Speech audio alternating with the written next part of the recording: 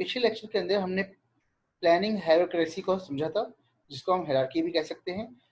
इसमें हमने strategic business plan, production plan, master production schedule, material requirement plan, production activity control and purchasing, यानी ये मुख्तलिफ जो हमारे लेवल्स हैं इनको समझा था।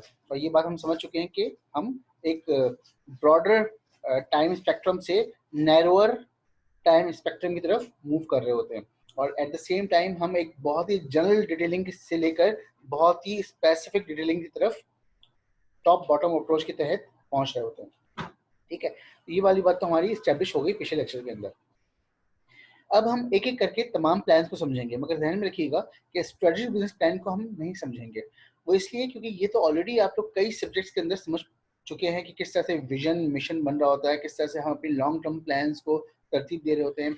इनफैक्ट जब हमने सप्लाई चेन मैनेजमेंट का स्टार्ट किया था तो सेकेंड लेक्चर भी हमारा स्ट्रेटेजिक बिजनेस प्लान की तरफ था, से रिलेटेड था, जिसमें हमने सप्लाई चेन को जोड़ा था प्लान के थ्रू। तो ये वाला हिस्सा तो वही वैसे ही है। और आप अक्सर सुनते होंगे कि हर कंपनी अपने 5 साल प्लान बना रही होती है, या कोई ममालिक हैं जो कि अपने विजन 2025 या विजन 2030 बना रहे होते हैं। इट मीन्स कि वो स्ट्रेटेजिक प्लानिंग कर रहे हैं, ज़रा दूर की प्लानिंग कर रहे हैं। अब सप्लाई चेन के अंदर जब हम मूव करते हैं तो प्रोडक्शन प्लान हमारा पहला प्लान होगा, जो कि ड्राइव होगा किससे? स्ट्रेटेजिक बिजनेस प्लान से। एक बात और समझ लें कि स्ट्रेटेजिक बिजनेस प्लान जो होता है वो किसी भी ऑर्गेनाइजेशन का बेसिक प्लान होता है, जो बहुत बहुत फार साइटेड टर्म्स के ऊपर बना हुआ होता है। मार्केटिंग डिपार्टमेंट में अगर कोई काम कर रहा है तो वो भी इसी स्ट्रेटेजिक बिजनेस प्लान के ताबे होगा, उसी के अंडर, उसी को फॉलो करते हुए अपने बिजनेस प्लान को बना रहा होगा। अगर कोई फाइनेंस के अंदर काम कर रहा है, फाइनेंस मैनेजर है, तो वो भी अपनी जो प्लानिंग करेगा वो इसी स्ट्रेटेजिक बिजनेस प्लान के अंडर कर रहा होगा, उसी के इन्फ्लुएंस में कर रहा होगा, उसी की डायरेक्शन में कर रहा होगा, उसी के अलाइनमेंट में कर रहा होगा। लाइक वाइज बाकी जितने भी डिपार्टमेंट हैं इंडस्ट्री के अंदर, ऑर्गेनाइजेशन के अंदर, वो सब के सब कहाँ से ड्राइव हो रहे होंगे? स्ट्रेटेजिक बिजनेस प्लान के साथ अलाइन करते हुए बनाए जा रहे होंगे। हम चूंकि सप्लाई चेन पढ़ रहे हैं तो अब हम प्रोडक्शन प्लान की तरफ मूव कर रहे हैं। तो प्रोडक्शन प्लान है क्या? प्रोडक्शन प्लान जो है वो असल में, इसके अंदर एक खास बात हम समझें तो ये प्रोडक्ट ग्रुप के ऊपर प्लान किया जा रहा होता है, इंडिविजुअल बेसिस पे नहीं किया जा रहा होता। यानी बिल्कुल वैसे ही है जैसे कि हमने बात की थी फोरकास्टिंग के अंदर, कि forecasting are more accurate for group of product. तो इवन प्रोडक्शन प्लान के अंदर भी हम इंडिविजुअल प्रोडक्ट की बात नहीं करेंगे, प्रोडक्ट ग्रुप की बात कर रहे होते हैं। लेट सपोज एटलस होंडा कितने तरह के मोटरसाइकिल्स बना रहे हैं? बहुत तरह के। होंडा CD70 है, होंडा 100 है, होंडा CD125 है, और बहुत सारे इनके प्रोडक्ट्स हो सकती हैं। तो अगर मैं फिलहाल इन 3 ग्रुप्स की बात करूं तो यहाँ पे जो प्लानिंग होगी वो खाली बाइक्स की बात हो रही है, चाहे वो कोई सी भी हो, CD70 हो, 100 हो, या कुछ भी। यानी कि प्रोडक्शन प्लान के अंदर हम तमाम प्रोडक्ट ग्रुप को मिला लेते हैं।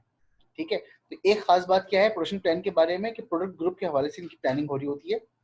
अच्छा, इसमें इन्वेंट्री लेवल को अकॉर्डिंगली डिजायर्ड इन्वेंट्री लेवल को प्रोजेक्ट किया जा रहा होता है, प्रिडिक्ट किया जा रहा होता है, फोरकास्ट किया जा रहा होता है।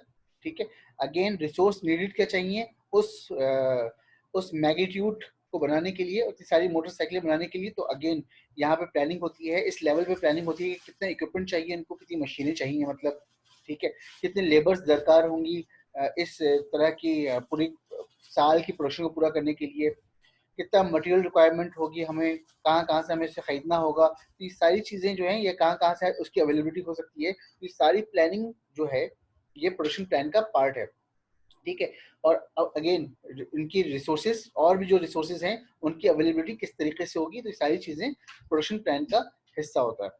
ठीक है, जहन में रखिएगा प्रोडक्शन प्लान साल या 1.5 साल के स्पैन का बनाया जाता है। नॉर्मली साल का होता है, ज़्यादातर इंडस्ट्रीज हर साल का प्रोडक्शन प्लान बनाती है। 1 ईयर इसका टाइम स्पैन है।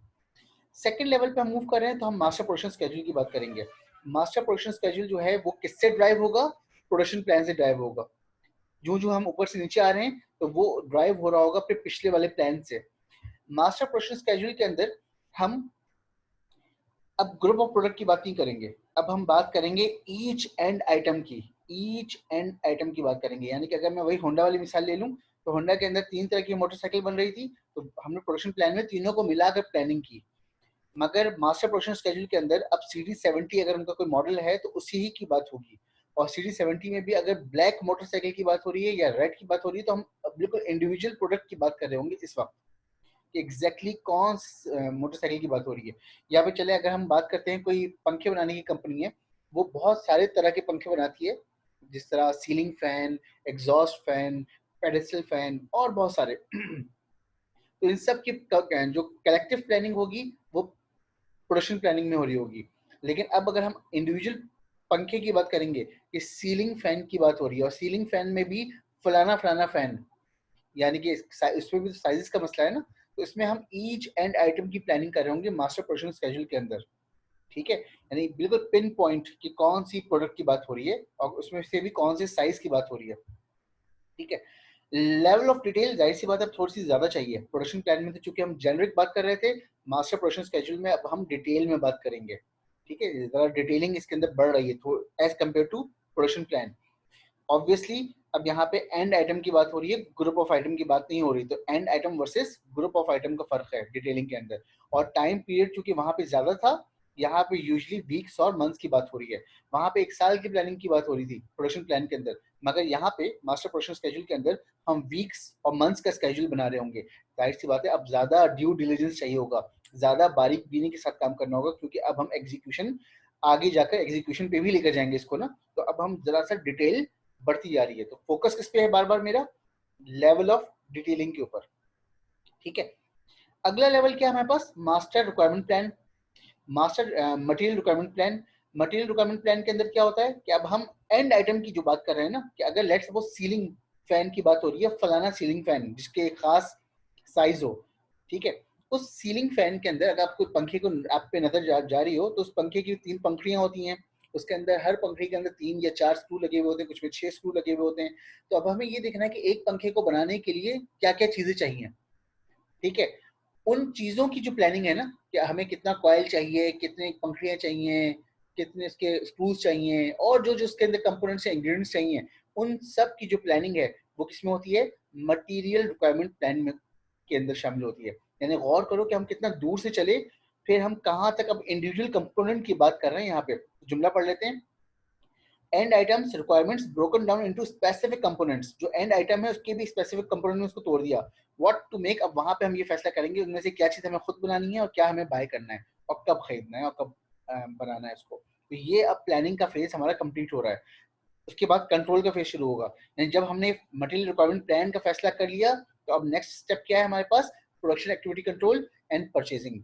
या तो हम उसको प्रोडक्शन में लेकर जाएंगे, मेक करेंगे, या फिर बाय की तरफ लेकर जाएंगे। तो ये हिस्सा हमारा कंप्लीट हो रहा है, जो कि अभी हमने डिटेल कर लिया कि हमारे लेवल ऑफ प्लान के अंदर और कंट्रोल के अंदर क्या क्या चीजें होती हैं, उसकी क्या रिक्वायरमेंट होती है।